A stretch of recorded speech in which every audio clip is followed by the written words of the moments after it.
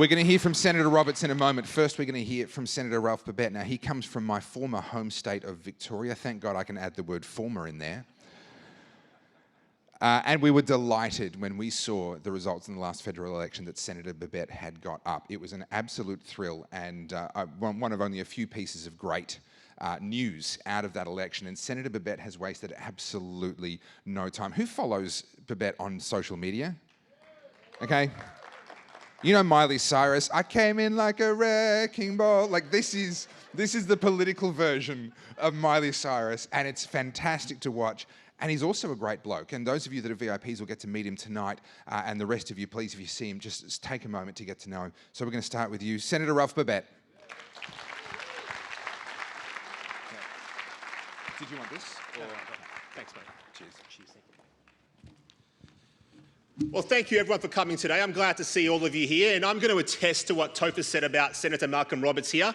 This man is a very, very hard-working man. Every event I go to, he is the one man who's always there. It doesn't matter how big it is, how small it is, doesn't matter. If it's about promoting Australia, promoting conservative Australian values, Australia first, the man's there, no doubt. So hats off to you, Senator Roberts. Hats off to you. A bit of my background, I'll be really, really brief because I've only got 20 minutes here today. A bit of my background. I'm not a career politician. I hate politics. I can't stand it. Can't stand it. I'm here because my hand was forced. I guess all of our hands were forced. I've always been politically aware of what was going on in our country. I've always been aware that the political class and the elite class, the corporate class, didn't have our best interests at heart. But I never did anything about it as far as it goes, being in Parliament. So during the COVID times, I was very upset with what my government was doing. Everything was unscientific. It didn't make any sense. And during that time, I thought, you know what? I've watched from the sidelines for long enough. I'm going to get involved, get active. I've got to do something. So I put my hand up and here I am. Here I am. I don't care about getting re-elected. In fact, I couldn't give a stuff. I don't care. And that's what makes me, I guess, dangerous to the political class, because they know that I can't be bought, I can't be purchased, I cannot be convinced to do anything that goes against what I believe in and what I want to achieve, which is Australia first all the way. Now, thank you. Thank you. Now, for as far back as I can remember, my entire life, I have watched, you have watched, we've all watched in this damn room as the progressive loony left, which is what they are, the progressive loony left, have implemented insane policies that have destroyed social cohesion, that have demonised normality, that have demoralised our population, and that have indebted future generations. That's what they've done. That's what they've done.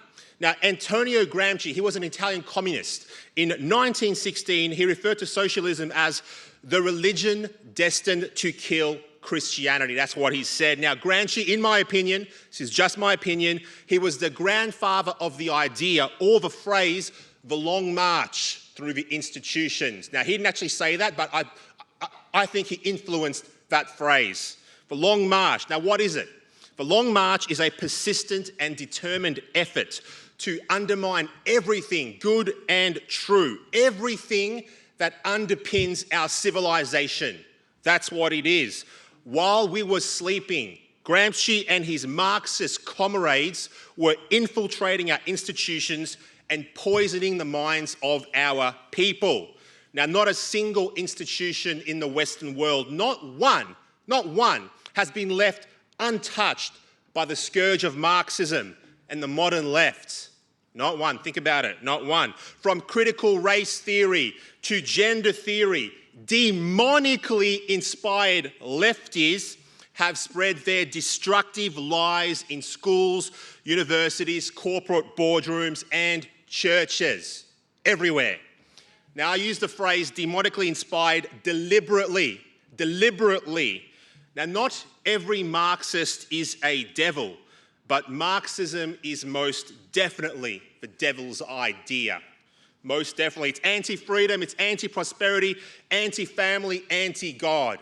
That's what it is. It enslaves citizens.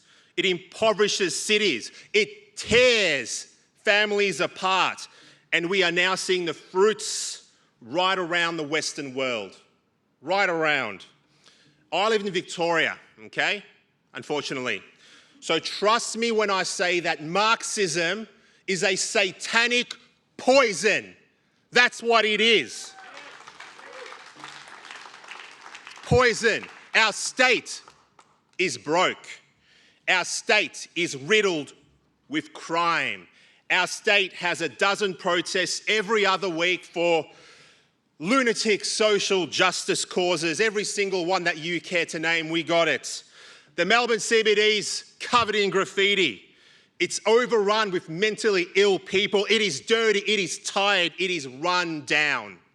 That's what it is. It is run down. Chris Mims, the Premier of New South Wales, even called Victoria just yesterday a welfare state. That's what he called us. Is he wrong? I don't think he's wrong at all. He's not wrong. The only place in which Marxism has ever produced anything good at all is in the wild imaginations of those who seek to impose it. That's it. Any thinking person, anyone, is afraid that our great country will be damaged beyond repair by the left-wing policies of this most left-wing of federal governments and the piss-weak centre-right that don't even oppose. When have they opposed? Never, never. They affirm the garbage policies of the left when they come to power. When was the last time you saw the centre-right repeal any of the damaging laws installed by the hard left? When? Never. That's when. Now, in recent times, those of us who still care about our country have been heartened to see some common sense coming back. Donald Trump, 45, soon to be 47, God willing, God bless him. Donald Trump. Love him or loathe the man, at least he gave us a sense that it just might be possible to push back against the leftist narrative and forge a different path. At least he did that. Conservative wins in Italy, in Hungary. It showed us that it's possible for the pendulum to swing back towards normality. New Zealand as well. But in recent times, obviously, I have taken enormous encouragement from the modern-day champion of freedom and common sense, Javier Milei, as we heard about before from the previous speaker. Yeah. Decades of socialism, decades, left the one-time South American paradise an absolute mess, as you've all heard. Families are flat broke while the public service is bloated. Debt has skyrocketed. Inflation is running at over 200%. Half the population is living in poverty. Argentina is obviously a basket case. And if we don't wise up, all of us here, if we don't wise up, guess what? We're next. We're next. Australia and Argentina are both resource-rich nations. And like Australia, Argentina was once a fully functioning democracy with wealth for toil, golden soil, and beauty rich and rare. Just like us. Just like us. Now they're eating their damn pets thanks to the wonders of socialism. They're eating their pets. That's what's happening. Now, Javier Milei won office promising drastic action to restore the country to its former glory. That's how he won office. He cut the public service by, 50%? Or, John Ruddick, 50%? Something like that. He cut it. He got rid of woke government bureaucracies like the Ministry for Women that did nothing to improve the lives of women while taking money from where it was most needed. You know what? What is a woman anyway? What is a woman? No one even knows, right? No one knows, least of all the federal government here in Australia. They don't know. He slashed regulation. He encouraged private enterprise. And you know what? He told the socialists to go to hell. That's what he did, go to hell. And good for him. Now, not content with that. Oh, he wasn't done there. He went to the World Economic Forum, stared at them in the face, and he told them that he would not allow socialism to destroy freedom, prosperity, or progress.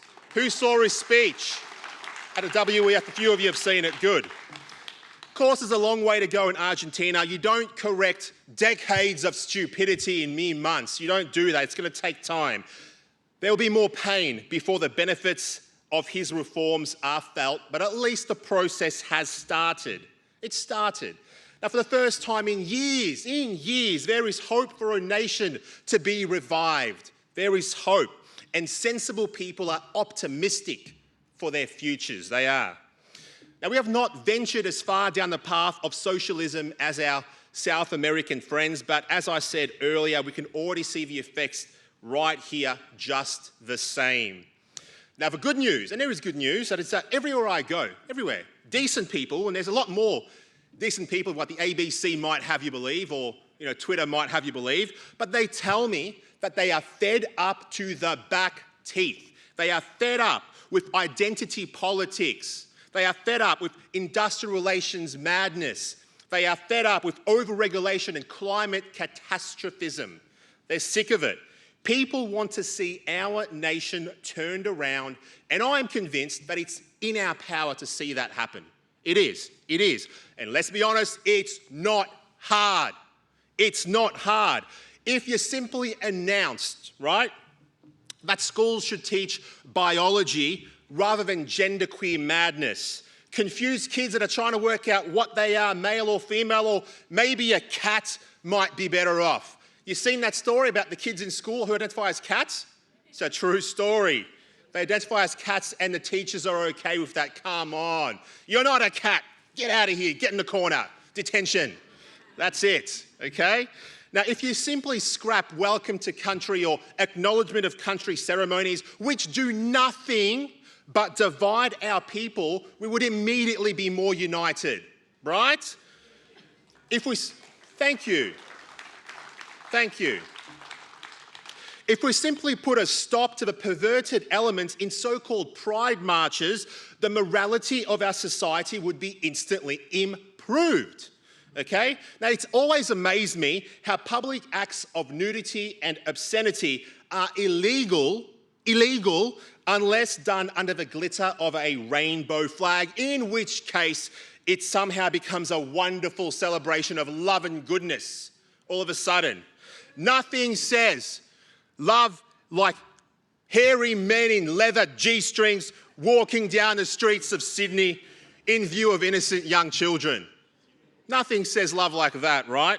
Scrap it, I say. Scrap it and watch the tone of our society improve.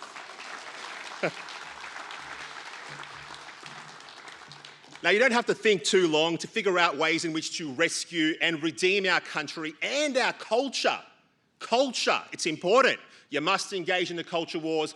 The culture eventually becomes a politics. How do we save our country? Here we go, use coal. There you go. There's a start, use coal. 2 words. I fix our energy crisis. How easy is that?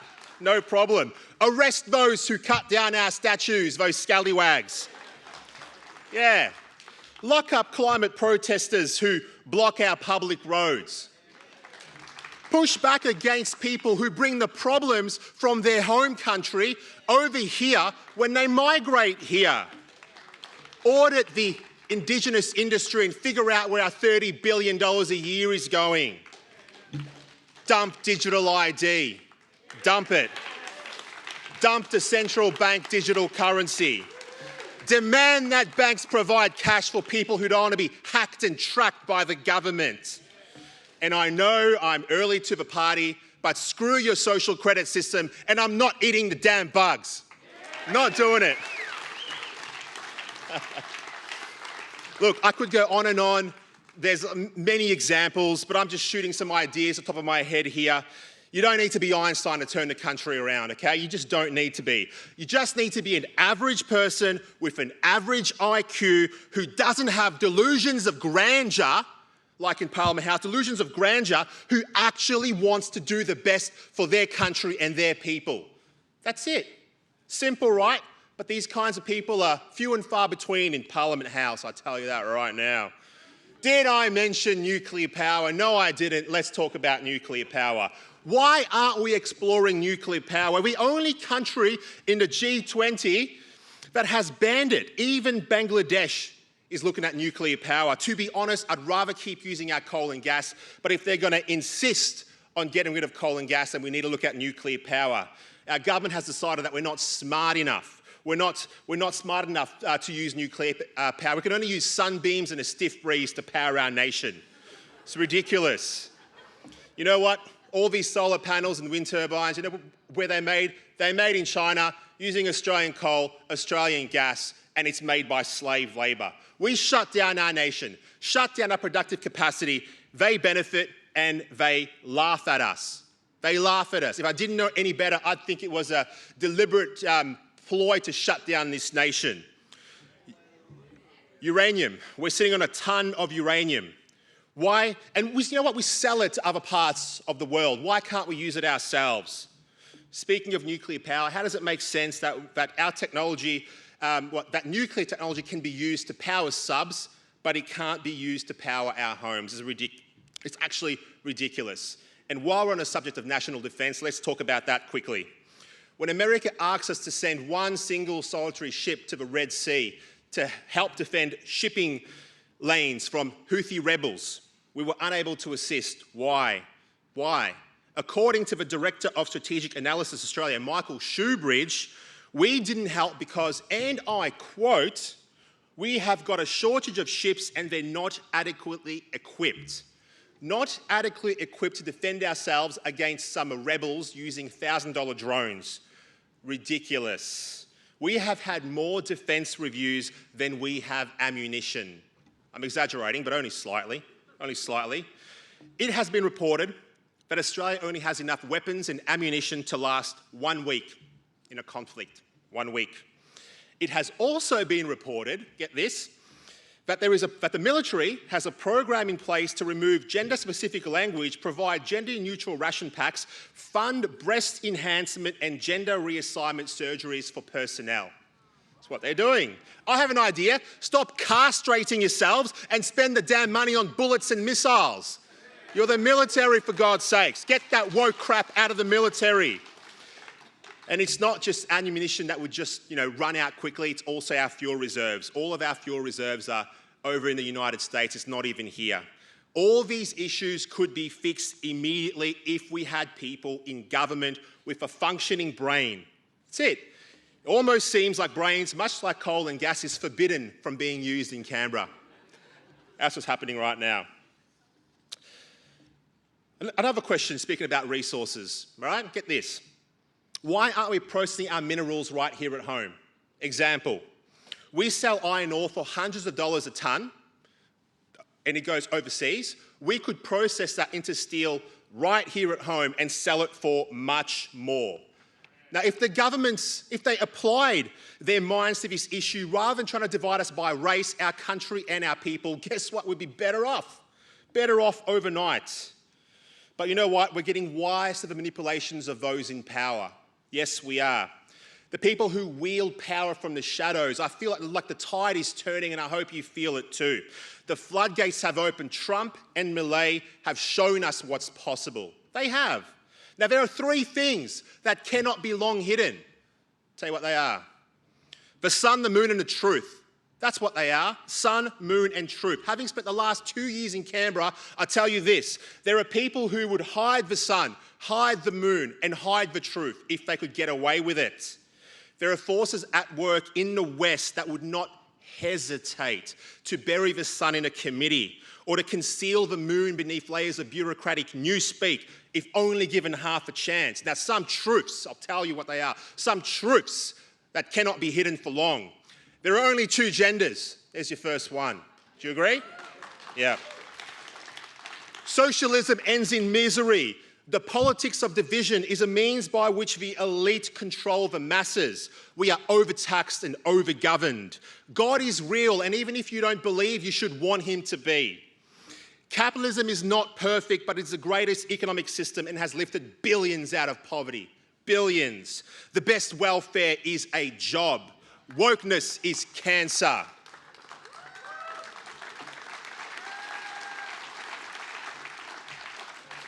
The power of government is not always a force for good and must be restrained. We are being unduly influenced by globalist, unelected organisations like the World Economic Forum, the UN and the WHO. The best system of government is the nuclear family, mum, dad and children. A form of feudalism is on its way back to the West unless you stop it from happening. And finally, the government, no matter what they say, does not care about you. Does not care about you. Now, I know I can probably think of 1,000 more, but Topher's given me the signal. I've only got a couple of minutes left. I've got to be quick. Now, with the assistance of mainstream media, propped up by vested interests and staffed by journalists who see themselves as activists rather than as reporters, The Sun in 2024 has been labelled as misinformation, and they have dismissed the moon as disinformation. It's what they've done. They've done a fact check, you see, and now they insist that the sun never existed. It never existed. What are you talking about? And the moon was never a thing. The Wikipedia entries have already been edited to reflect this new fiction. Big tech and big government have colluded to ban the sun and the moon and the truth from their platforms. Ladies and gents, I'm here to tell you this. The sun is reappearing, the moon is coming back into view, and the truth about what our political elite have done is being exposed, slowly but surely. Now, the reason that the sun and the moon and the truth cannot be hidden is because I will not allow it to be hidden. I just won't do it. I didn't go into politics to occupy a seat. I didn't do that. I stood for and was elected to the Senate for one reason: to safeguard our nation against the tyrants and the authoritarians that run through the halls of Parliament. So I ask you this: how do we fix our country? It's not hard, it's not difficult, it's not complex, it's easy. We just need more common sense. That's all we need, common sense. But common sense is not common in the halls of Parliament. But if we had it, our nation and our people would flourish once again. If it can happen in Argentina, you're damn right it can happen right here at home. So I thank you for supporting me. Thank you for supporting the United Australia Party. And thank you for being, I guess, my rock, and leaving nice comments, saying, coming up to me in the streets and saying thanks, etc. Now, I'm just going to finish off now, Topher. Our country has many problems. We know that. Many problems, but the problems were created by men and women. And guess what? Because of that, it can be solved by men and women if we are courageous, if we are strong, if we use our voice, if we take a greater interest in the political process. The challenges that we face are many, I know that. We can do something about it. You're doing something about it right now by taking a greater interest in the political process. That's what you're doing, right? Exactly. That's what you're doing. You're here to listen to me talk. Good. Remember, you are not alone. You're not alone. Look around you. There's people here everywhere. Together we will make a difference. Together. Together we will stand up. Together we will create change. Together we will make a better tomorrow. And together, but only together, we will save Australia. Thank you, ladies and gentlemen. Aussie, Aussie, Aussie. Aussie. Aussie, Aussie, Aussie. Thank you. Thank you.